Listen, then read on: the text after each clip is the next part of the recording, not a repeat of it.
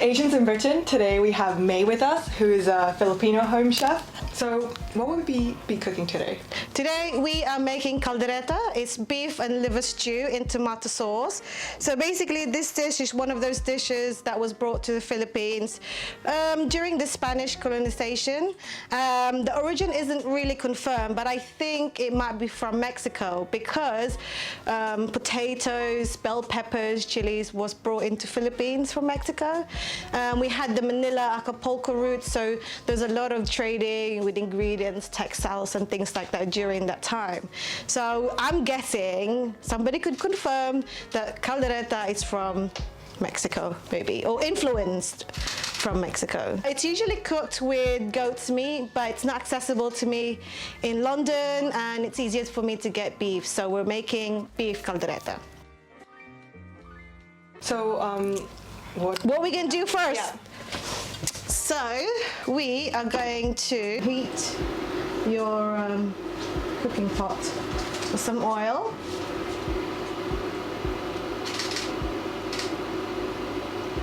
So we'll wait for that to heat up and then we can saute the onions and let that sweat for like a minute or so. Put that at the back. So do we wait until it turns like a bit yellow? A bit? No, translucent maybe. So we'll just sweat that a little bit there. And then we'll add the garlic. You don't want to add the garlic straight away because you don't want the garlic to burn. Okay. So whilst we're waiting for that, can you just tell me like a bit about your story, how you started this whole journey to becoming like a home chef and why? Okay. To start with, right, I've always cooked. I grew up in the Philippines, so I've always cooked Filipino food.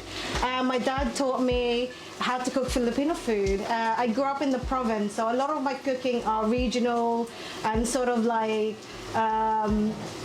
not the very popular dishes that you might see in Filipino parties.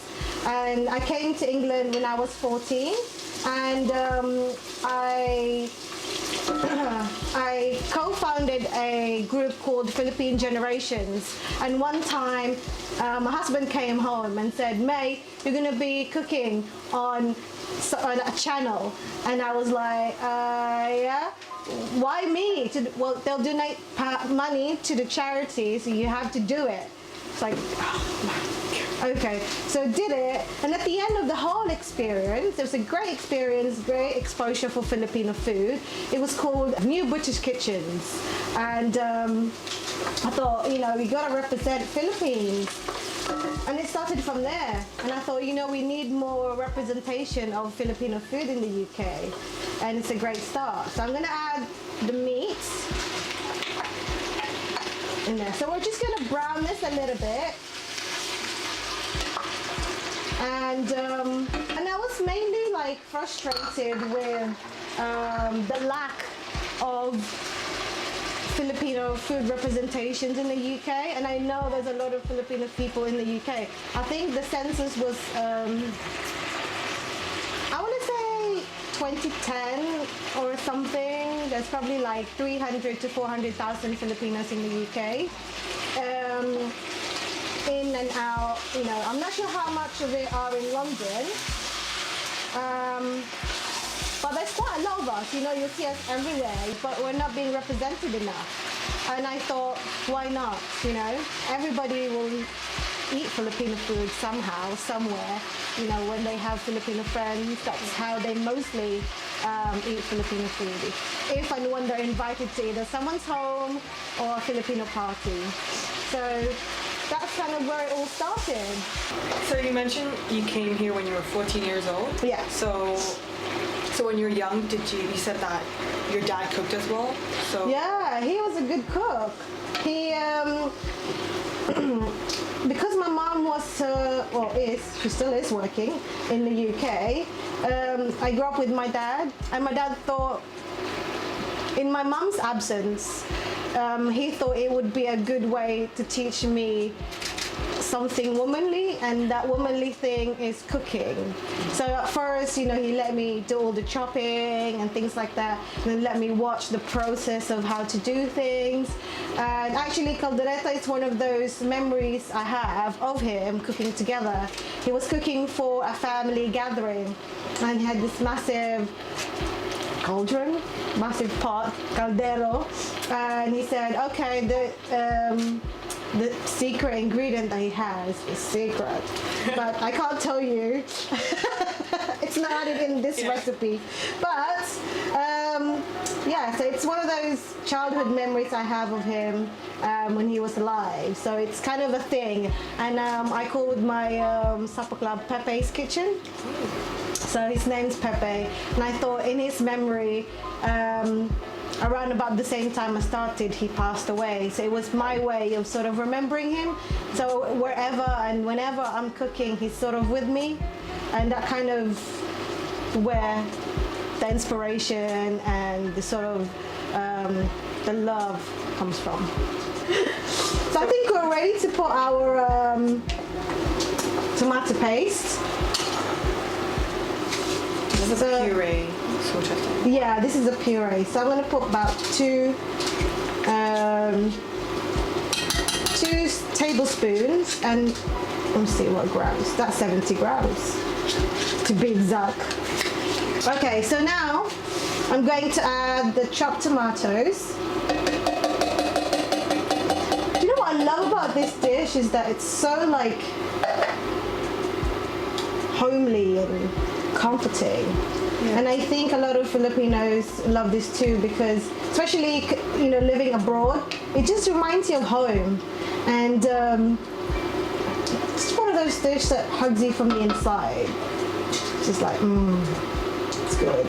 So we'll let that simmer, or bring it to boil. We'll bring it to boil for like a few minutes. We'll turn it up to medium heat. And then once that's boiled, we're going to add our vegetables.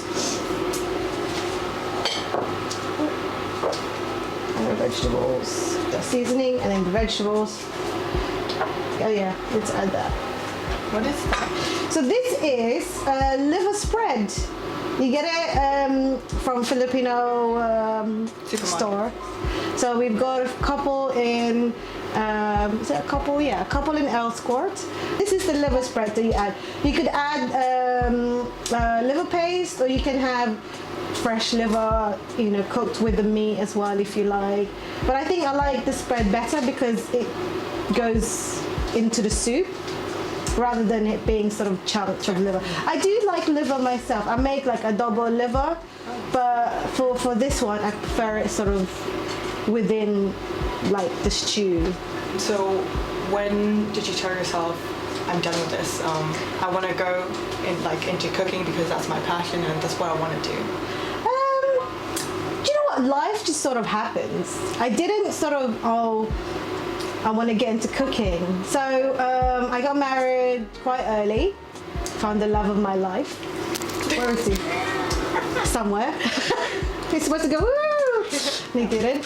And then I had children at a young age. And then I started a charity, non-for-profit organization called Philippine Generations. And I thought, and I was pregnant as well at the time.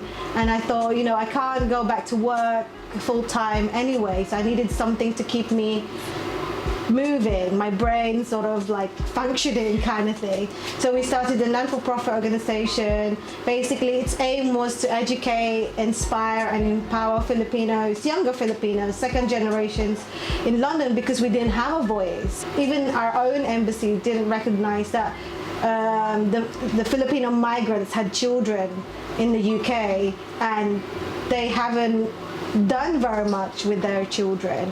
And a lot of them, and then I did like Tagalog lessons, Filipino language lessons, because we still need it now, but unfortunately I can't continue with it because I'm focusing on cooking. So there are are groups out there who are continuing that work, but we need more establishments to do that. I think we have more of a voice now, but in terms of the language and culture, there is still that gap that needs to be filled. And I feel like now, as well as being a full-time mom, I have my own business kind of thing, and I want to focus on those two, and this is my way of still kind of being active in the community, teaching British people and the younger Filipinos about their food, the regional dishes and things like that. Is it ready now? Or? Now we can add our seasoning. So I'd say maybe like a spoonful of salt.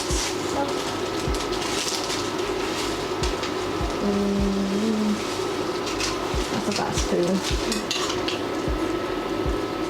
Just mix that in there. And some pepper. Some pepper for me, just like. And then we'll add 2 spoons of liver spreads. And then we'll just mix that a little bit. So what we'll do now is the waiting game, basically. So we want this to be nice and soft. So we want to simmer it for about 30 minutes to 40 minutes. Okay. So do you put the vegetables? We're going to put the vegetables in there at the same time. So it kind of cooks it. I love loads of vegetables in this stew. So like you have 1, 2, 3, 4, 5. Actually 5 a day. So we'll mix that.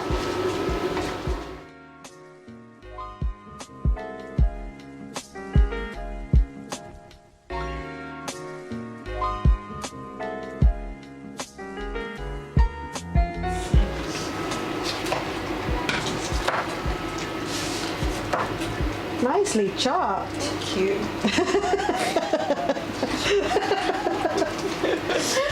Got the seal of approval? Yeah. Okay, hold on. All done. Yeah.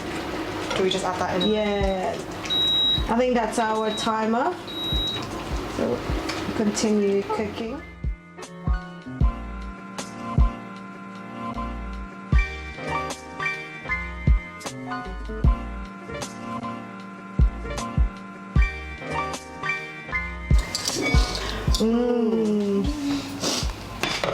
Actually smells really good. I can smell the olive as well.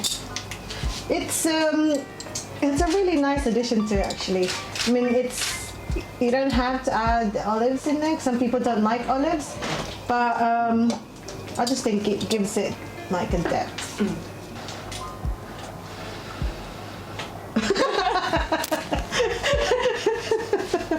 With the first one, go,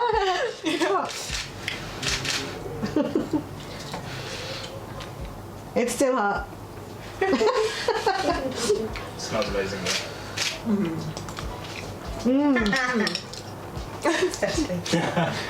It's good though. I like It is spicy. Yeah, it is. I think maybe we didn't have to put 2. Maybe 1 is enough. I just thought that kind of chili isn't spicy. Actually, it's quite spicy. So good. So like for this dish, if you want to add more salt, or sometimes they add more fish sauce in the end, because some Filipinos love their food like in the saltier sort of side, but I don't tend to add that much salt. So it's up to like the person cooking if you want to add more salt to it, because just like health reason I don't really add, but you can add fish sauce in the end as well. Filipinos love fish sauce, or like bagoong, like fermented fish as well. So thank you so much for tuning in to Asians in Britain at Food With Mae. Make sure you subscribe to us, follow us on Instagram and Facebook, and follow her on Instagram as well. Thank you very much. bye. I was a bit hard. Bye. Bye. Bye.